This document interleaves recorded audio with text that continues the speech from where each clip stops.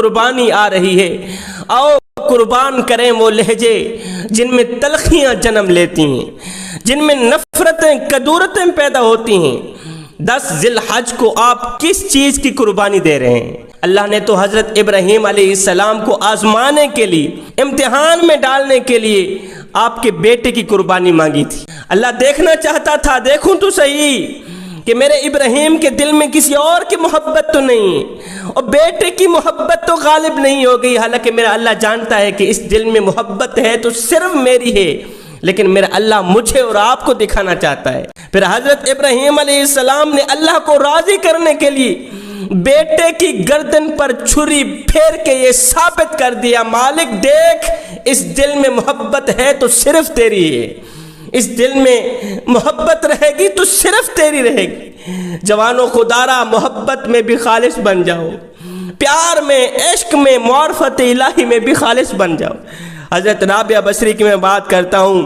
حضرت رابعہ بصری کہیں جا رہی تھی، آگے ایک نوجوان آ رہا تھا۔ نوجوان نے کہا، رابعہ بصری میں تجھ سے محبت کر بیٹھا ہوں، تجھ سے عشق کر بیٹھا ہوں، لہذا میں تجھ سے شادی کرنا چاہتا ہوں۔ رابعہ بصری نے کہا، او نادان، اب تو مجھ سے عشق کر بیٹھا ہے، محبت کر بیٹھا ہے، نوبت یہاں تک آن پہنچی ہے کہ تو مجھ سے شادی بھی کرنا چاہتا ہے؟ کہا جی ہاں۔ رابعہ بصری نے کہا، اس طرح کر، میری ایک بہن ہے جو مجھ سے کہیں زیادہ خوبصورت ہے، اللہ نے اسے بڑے ہی حسن سے نواز رکھا ہے، اس طرح کر تو اسی سے شادی کر لے۔ اس نوجوان نے کہا، وہ تیری بہن کہاں ہے؟ رابعہ بصری نے کہا، وہ تیرے پیچھے کھڑی۔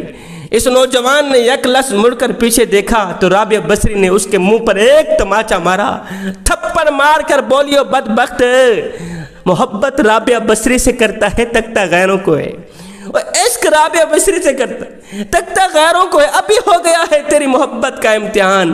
اس نوجوان نے اپنا سر پیٹا، خاک ڈالی، کہا، میں نے دنیا میں کسی عورت سے محبت کا دعویٰ کیا، جب مڑ کر پیچھے دیکھا تو میرے منہ پر ایک تماچا لگا۔ کہا، کتنا بدبخت ہوگا وہ انسان جو دعویٰ کرے رب کی محبت کا، تکے غیروں کو، جو دعویٰ کرے رب کے عشق کا، تکے غیروں کو۔ ہے جوانوں، محبت میں بھی خالص بن جاؤ، اور سچی محبت قربانی مانگتی ہے، سچی محبت امتحان مانگتی ہے۔ قربانی چاہے ایک بیٹے کی ہو، چاہے کربلا کی سرزمین پر 72 شہیدوں کی ہو، قربانی چاہے اسماعیل کی ہو، قربانی چاہے کربلا کی سرزمین پر علی اکبر کی ہو، علی اصغر کی ہو، قربانی چاہے اولو محمد کی ہو، قاسم کی ہو، قربانی چاہے حضرت اسماعیل علیہ السلام کی ہو، قربانی چاہے کربلا کی تپتی سرزمین پر، تپتی ریت کے اوپر فاطمہ کے بیٹے نواسہ رسول امام حسین کی ہو، قربانی قربانی ہی ہوتی ہے۔ اصل قربانی کی حقیقت بھی یہی ہے کہ ایک عاشق اپنی جان کو اللہ کے حضور پیش کر دے، مالک تیری رضا پہ میں اپنی رضا قربان کرتا ہوں۔ آپ بتائیں کہ آپ اس دفعہ کس چیز کی قربانی دے رہے ہیں؟ صرف بکرے کی قربانی دے رہے ہیں یا اپنے آپ کی قربانی بھی دے رہے ہیں؟ اپنے آپ کی قربانی دینے کا مقصد یہ نہیں ہے کہ آپ چھرا اٹھائیں اپنی گردن پہ پھیر دیں۔ اپنی قربانی کا مطلب یہ نہیں ہے کہ آپ غریب ہیں، قربانی نہیں کر سکتے، سود کا پیسہ اٹھا کر آپ قربانی دے رہے ہیں، ہرگز نہیں کرنا ہے ایسا۔ اپنے آپ کی قربانی دینے کا مطلب یہ ہے کہ آپ بکرا ذبح کرنے کے ساتھ ساتھ اپنی انا کو بھی ذبح کر ڈالیں، بکرا ذبح کرنے کے ساتھ ساتھ اپنے غصے کو بھی ذبح کر دیں، بکرا ذبح کرنے کے ساتھ ساتھ اپنے اندر رکھی حقارت کو، نفاق کو، غرور کو، تکبر کو، سب کچھ فنا کر دے، ختم کر دیں۔ بکرے کو ذبح کرنے کے ساتھ ساتھ غیبت کو بھی ذبح کر دینا، چغلی کو بھی ذبح کر دینا، جھوٹ کو بھی ذبح کر دینا، یہ ہے تمہاری اصلی قربانی۔ قربانی کرتے وقت اللہ سے یہ عہد کریں، مالک تھکاوٹ ہونے کے باوجود بھی نماز نہیں چھوڑوں گا، سجدہ کرنا نہیں چھوڑوں گا، مالک ہر وقت تیرا شکر ادا کرتا رہوں گا، اس زبان پر ناشکری کے الفاظ نہیں آئیں گے، تیرا شکوہ نہیں کروں گا۔ مالک آج تیری محبت کی خاطر، تیری محبت کو پانے کی خاطر میں اس چیز کی بھی قربانی دوں گا جو میرے نفس پر بھاری ہے، جو مجھے مومن بننے سے روکتی ہے، جو مجھے نماز پڑھنے سے روکتی ہے، جو مجھے حق سچ بولنے سے روکتی ہے، میں اس چیز کو بھی ذبح کر رہا ہوں۔ آئیں عہد کریں کہ اس عید پر ہم اناج جیسے جانور کو بھی ذبح کریں گے، جس کی وجہ سے ہماری تمام عبادات دھندلا جاتی ہے۔ جوانوں، اس انا کو ختم کر دو، اس انا کو فنا کر دو۔ انا کی فنائی میں بقا ہے۔ انا ایک ایسا اژدہا ہے جو ہماری تمام عبادات کو نگل جاتا ہے، ہماری نماز کو، روزوں کو، قیام کو، رکوع کو، سجود کو اس طرح کھاتا ہے جس طرح آگ لکڑیوں کو کھاتی ہے۔